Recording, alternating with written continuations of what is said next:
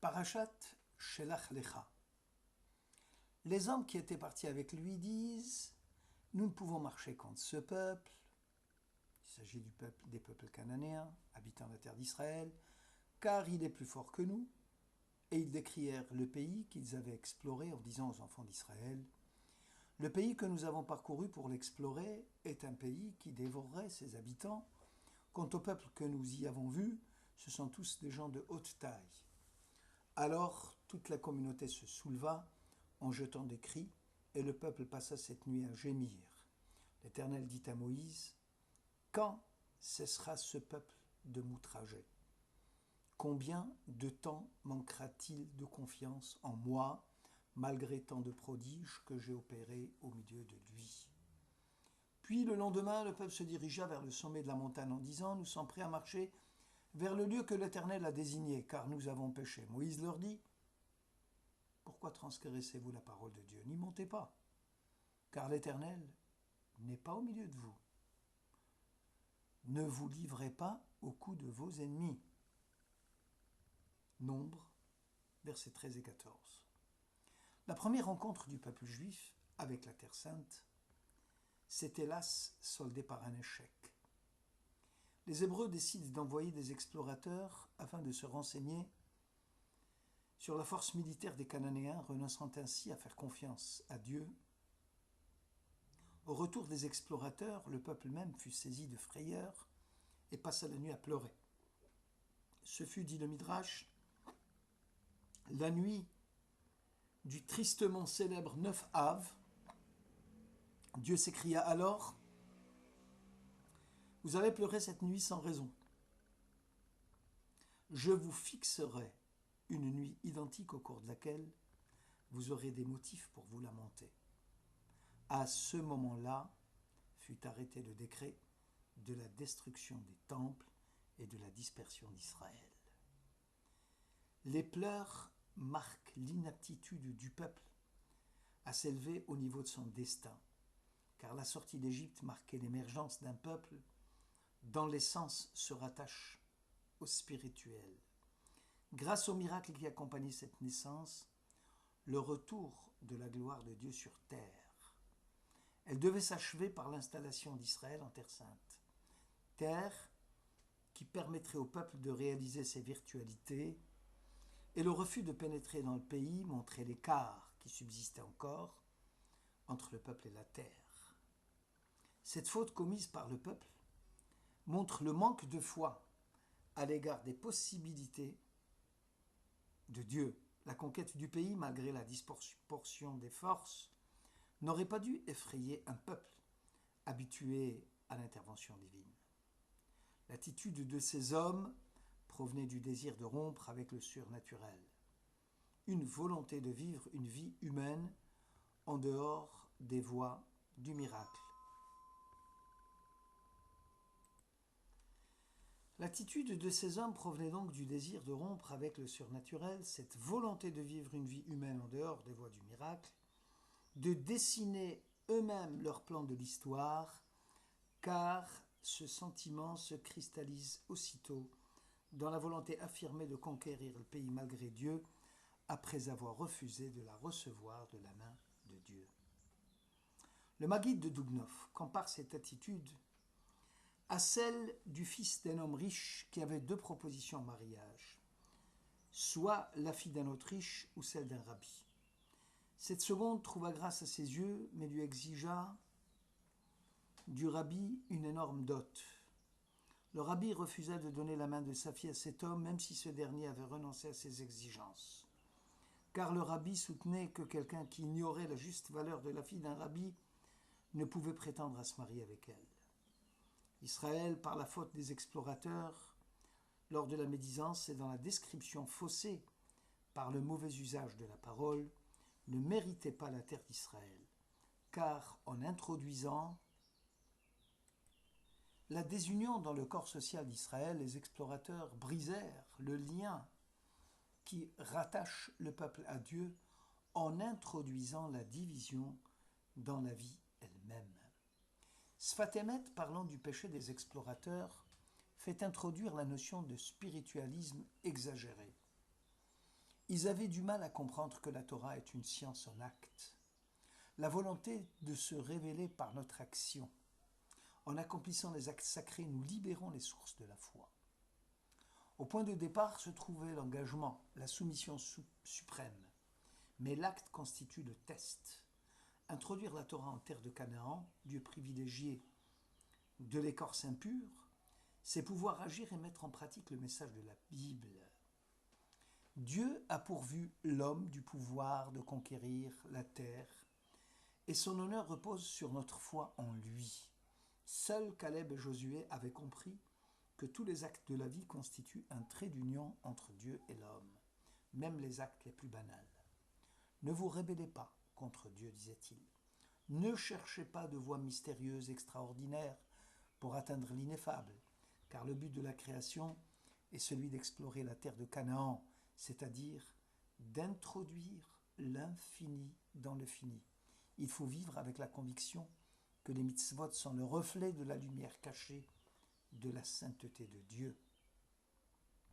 Le Sfat Emet explique aussi la relation qui existe entre le prélèvement de la challah, prémisse de la pâte, et le récit des explorateurs.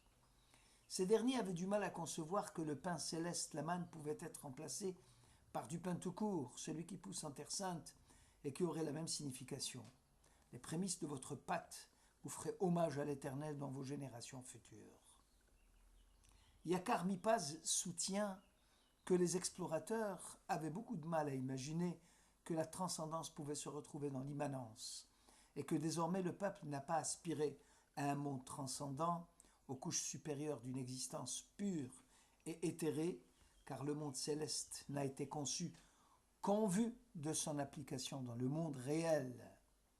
C'est dans ce cadre, ici-bas, que la loi divine peut se développer et passer de la puissance à l'acte. Alors dit l'Éternel que mon serviteur Caleb, attendu qu'il était animé d'un esprit différent, aimait rester pleinement fidèle. Caleb avait aussi des difficultés à passer d'un monde surnaturel à un monde naturel. Lui aussi languit son Créateur et voudrait s'abriter à l'ombre de sa puissance. Toutefois, il fut animé d'un esprit différent, c'est-à-dire il va raccrocher tout son être à la réalité concrète et au monde sensible. Il cherchera Caleb à vouloir faire descendre la transcendance dans notre monde. L'intentionnalité de sa conscience n'est pas orientée vers la fuite dans un autre monde, mais vers l'effort pour faire descendre le monde éternel dans notre univers. En cela, il est resté pleinement fidèle à Dieu. Moïse prévient le peuple de ne pas chercher à conquérir par la force la terre sainte, puisque Dieu a décrété que le peuple resterait 40 années dans le désert. L'Éternel n'est pas au milieu de vous, ne vous livrez pas au coup de vos ennemis. Le sabbat de Slovodka met en garde contre la médisance sur la terre d'Israël. Il y a, dit-il, un lien étroit entre la nature du pays et l'esprit du peuple qui l'habite. Une étroite solidarité s'exprime dans les rapports entre les forces matérielles et spirituelles d'un peuple. Eretz Israël est la seule terre qui convienne au peuple de la promesse. De même qu'Israël a une affinité spéciale pour la métaphysique, de même le pays participe au surnaturel, puisque le pays de la splendeur est appelé Eretz Ha'atzvi, la terre du cerf. Le Maharal de Prague précise qu'il y a une identité de fonction entre l'homme et la terre d'une façon générale. Le Maharal établit une analogie entre la maturation du cycle de germination dans la terre qui est identique à celui qui permet à l'âme spirituelle de l'homme, prisonnière de la matérialité du corps, de percer l'opacité pour éclore à la lumière de la perfection morale. Le Maharal continue, le lieu de rencontre entre l'homme et la terre est aussi le lieu d'une collaboration entre Dieu et l'homme. La terre d'Israël, comme le peuple d'Israël, sont tournés vers Dieu. On comprend dès lors l'attachement profond qui lie ce peuple à cette terre dans une vision globale de l'homme juif dans le monde. Abrabanel, lui, pose la question de savoir pourquoi le peuple n'a-t-il pas été pardonné alors qu'il avait rejeté sa faute devant Dieu. Le peuple s'en affligea fort. Il dit alors, nous sommes prêts à marcher vers le lieu que Dieu a désigné car nous avons péché. Pour le célèbre commentateur, cette confession n'était que superficielle et non sincère. D'ailleurs, Moïse leur répondit « Pourquoi transgressez-vous la parole de l'Éternel? Cela ne vous réussira point. N'y montez pas car l'Éternel n'est pas au milieu de vous. » Cette volonté affirmée de conquérir le pays contre la volonté de Dieu remet en question les fondements mêmes de l'alliance entre Dieu et Israël. C'est une rupture avec Dieu. Or Haïm avance deux raisons pour montrer que toute tentative de conquête non agréée par Dieu est vouée à l'échec par avance. Tout d'abord, car l'Éternel n'est pas au milieu de vous. Partir à la conquête est une rébellion contre Dieu, puisque vous serez livrés au coup de vos ennemis. L'ennemi est puissant, et vous êtes démunis puisque désormais vous êtes inaptes à ce que Dieu réalise des miracles pour vous, car vous êtes bien éloignés de l'Éternel. Or le peuple s'obstina à monter, car il cherchait à réparer la faute d'avoir à conquérir le pays d'Israël. Hélas, le décret divin est déjà passé par là.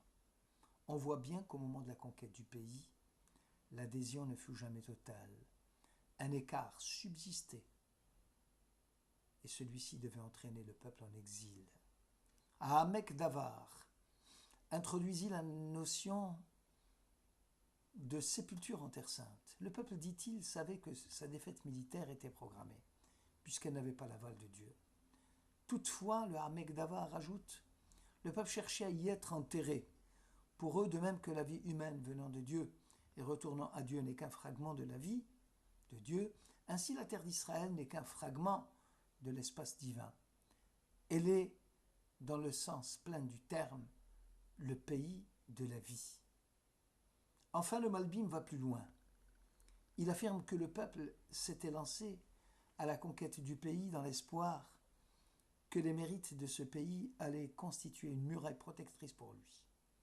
RS Israël, terre centrale, royaume d'harmonie, qui joue un rôle central pour la formation spirituelle de ses habitants. Le haut niveau moral atteint par les patriarches fut en grande partie la conséquence de leur séjour en Terre Sainte. C'est par leur mérite que cette terre fut accordée.